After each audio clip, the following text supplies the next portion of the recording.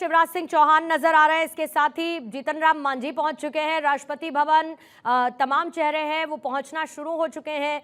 अगर आप शिवराज सिंह चौहान को देखेंगे, उनका नाम भी है और ये एक रिवॉर्ड है। हर्षदया, जल्दी से आपका एक टेक शिवराज सिंह चौहान को लेकर, क्योंकि वो तस्वीरों में नजर आ रहे हैं और वो रिवॉर्ड इसीलिए इंपॉर्टेंट हो जाता है क्योंकि एक बड़ी जीत, संगठन स्तर पर मजबूती के साथ स्टेट में सरकार को लेकर आना, सरकार को जिताना, और उसके बाद जो भी जगह दी गई, राखी जी आपसे टेक लेती हूं मैं इस पर, और जो भी जगह दी गई उस जगह पर काम करना, फिर आगे जो जिम्मेदारी देने की तैयारी की गई फिर उसके लिए तत्पर नजर आना। मतलब 8,20,000 ये उनके वोट का मार्जिन है। इतनी बड़ी संख्या में वोट पाना अपने आप में दिखाता है कि उन्होंने कितना कनेक्ट अंदर तक रखा था।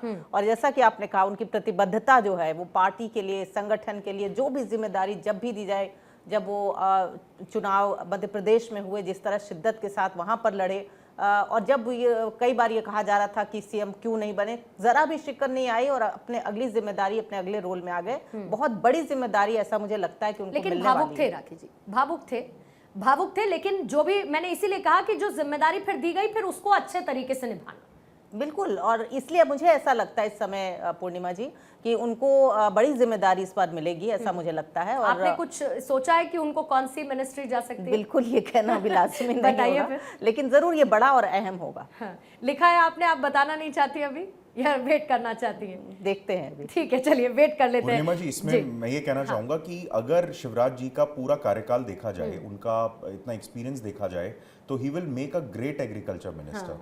क्योंकि जितना भी हमने देश भर में प्रोटेस्ट देखे, शिवराज सिंह चौहान ऐसे व्यक्ति हैं जो किसानों के साथ बैठ के बातचीत कर सकते हैं और सारे मसलों को सुलझा सकते हैं। तो होपफुली, ये नहीं पता कि क्या होने वाला है, but he will definitely be a good choice for agriculture minister of the country. बिल्कुल, देखिए अनुप्रिया पटेल भी इसी बीच में नजर आने लगी हैं और हाथ जोड़कर सबका अभिवादन करते हुए, सबके सामने नमस्कार करते हुए, आशीर्वाद लेते हुए, हर एक चेहरे पर इस वक्त आपको वो एक भाव नजर आएगा कि बड़ी जिम्मेदारी के साथ अब वो आगे बढ़ने जा रहे हैं। क्योंकि एस जयशंकर भी पहुंच चुके हैं। सर, जल्दी से आपसे एक टेक लेना चाहूंगी अजय झा जी, क्योंकि इंपॉर्टेंट बात यह है कि एस जयशंकर, अभी सबसे बड़ी बात यह कि विदेश मंत्रालय के लिहाज से अगर हम देखें तो बहुत बखूबी तरीके से जिम्मेदारी एस जयशंकर ने संभाली और ऐसा संभावित है कि उनको वही रिस्पॉन्सिबिलिटी फिर से दी जाएगी। आपका इस पर टेक, और दूसरा कितना इंपॉर्टेंट है जिस तरीके से क्रूशियल सिचुएशंस को भी एस जयशंकर ने इस मंत्रालय को संभालते हुए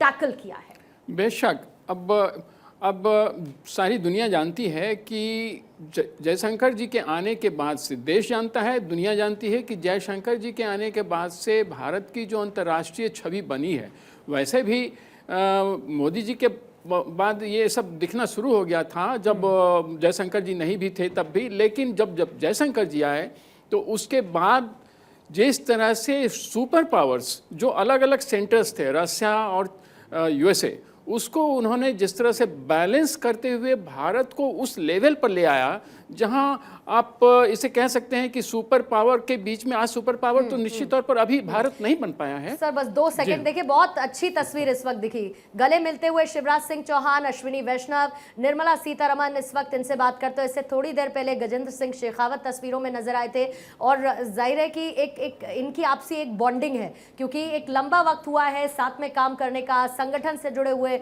ये लोग हैं, तो संगठन स्तर पर भी कई बार कई मुद्दों को लेकर बातचीत होती हुई नजर आई है। फिलहाल आपको अश्विनी वैष्णव नजर आ रहे हैं, इनके मंत्रालय को लेकर बहरहाल क्या होता है उस पर भी एक नजर रहेगी, जो संभालते आए हैं क्या कोई उसमें बदलाव होता है। शिवराज सिंह चौहान, निर्मला सीतारमण वित्त मंत्रालय की जिम्मेदारी संभालती हुई नजर आई हैं, वो एज इट इज स्टेटस को मेंटेन रहता है या उसमें कोई बदलाव आता है। शिवराज सिंह चौहान को कौन सी मिनिस्ट्री मिलती है, राखी जी ने अभी उसको सीक्रेट रखा हुआ है, तो देखते हैं, चलिए उसका ऐलान होगा। सर झा साहब अपनी बात को पूरा करेंगे फिर आगे। हाँ, मैं कह रहा था कि जयशंकर जी ने भारत को उस जगह पहुंचा दिया जहां वो 1 to 1 वो चाइना के साथ, अमेरिका के साथ और रूस के साथ बातें कर सकते हैं, दुनिया के किसी भी देश के साथ बातें कर सकते हैं और उन्हें दो टूक कह सकते हैं कि आपने कहाँ गलतियां की हैं और भारत उसके लिए जिम्मेवार नहीं है। भारत को आप उसके लिए रिस्पॉन्सिबल नहीं बना सकते हैं। भारत को अपने हित में जो कुछ भी इंपॉर्टेंट दिखेगा वही करेगा और भारत वही करता भी रहा।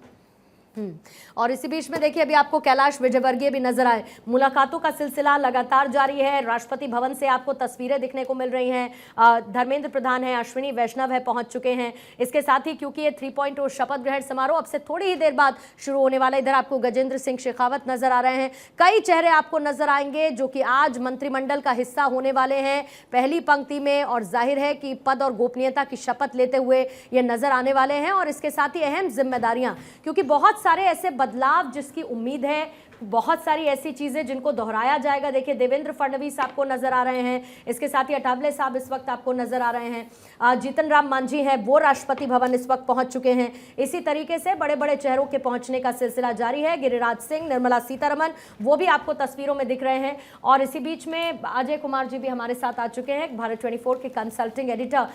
अजय जी, सबसे पहले आपकी एक प्रतिक्रिया लेने की कोशिश करूंगी, क्योंकि अब संभावित चेहरे क्लियर हैं। और अब से थोड़ी देर पहले मैं ये कह रही थी कि इससे पहले ऐसा होता था कि हम कहते थे सूत्रों के हवाले से खबर ये है कि ये चेहरे होंगे, और आज थैंक्स टू चाय पर चर्चा कि कम से कम हम ये कह पा रहे हैं कि संभावित ये चेहरे हैं जो आज मंत्री पद की शपथ लेंगे। बड़ा मंत्रिमंडल है जो कि आज पद और गोपनीयता की शपथ लेगा। बिल्कुल, करीबन 42-43 लोग हैं जिनके शपथ ग्रहण की तैयारी है।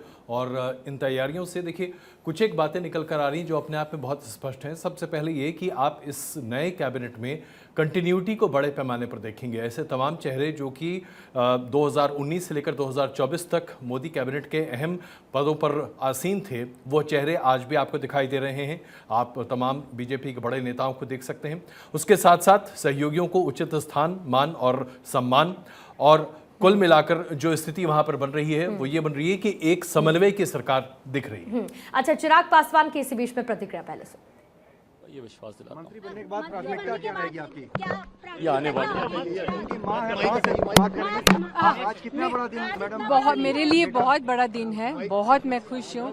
मेरा बेटा शंकराचार्य का आगमन, और जैसा हम सब जानते हैं भद्राचार्य जी भी पहुंच चुके हैं, और किस तरीके से प्रधानमंत्री को, नरेंद्र मोदी को आशीर्वाद इनकी तरफ से भी दिया गया था, और इस शपथ ग्रहण का हिस्सा बनने के लिए राम भद्राचार्य जी भी पहुंच चुके हैं। और उससे पहले आपको चिराग पासवान नजर आए, उनके चेहरे पर एक मजबूती थी, उनके चेहरे पर एक खुशी थी, और वो खुशी साफ तौर पर, और अभी फिलहाल जो तस्वीर इस वक्त आप देख रहे हैं वो विक्ट्री साइन के साथ, और सूरज ढलने को है।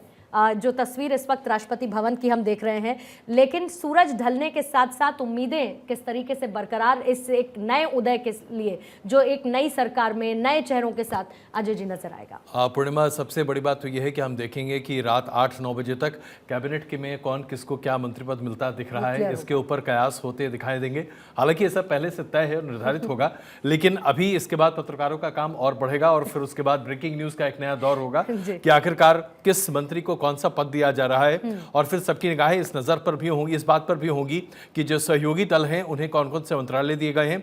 कई तरह के कयास और अटकलें लगातार चलती आ रही हैं कि जो फेमस 4 कैबिनेट बर्थ्स होते हैं उसकी मांग भी सहयोगी दलों ने की है। जाहिर सी बात है ऐसी किसी भी संभावना से हम इनकार कर सकते हैं, क्योंकि भारतीय जनता पार्टी जो कम से कम फाइनेंस, डिफेंस, होम, इस तरह के किसी कैबिनेट पद को देती हुई नहीं दिखाई देगी सहयोगियों के साथ। इस बारे में तो आश्वस्त तो होना चाहिए।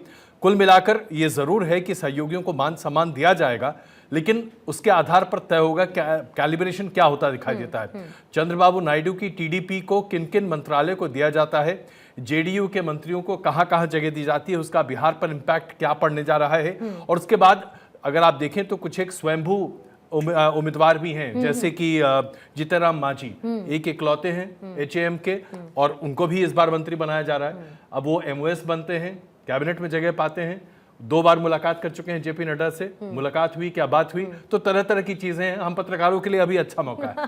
अच्छा मौका है और चर्चा का बहुत विषय है। लेकिन आपने अभी जिन मंत्रालयों का जिक्र किया उसमें एक मंत्रालय आपने शामिल नहीं किया, शायद विदेश मंत्रालय। बिल्कुल, तो वो भी इंटैक्ट रहने की आप देखिए, निर्मला सीतारमण जी आपको दिखाई दे रही थी चाय के चर्चा के समय, एस जयशंकर भी चाय की चर्चा पर दिखाई दे रहे थे, अमित शाह भी वहीं पर, राजनाथ सिंह भी वहीं पर। तो क्या ये सभी मंत्रिमंडल उसी हिसाब से कंटिन्यूटी के आधार पर चलेंगे? अगर चले तो फिर बहुत अच्छी बात है, क्योंकि एक स्टेबिलिटी की बात निकलकर सामने आती है।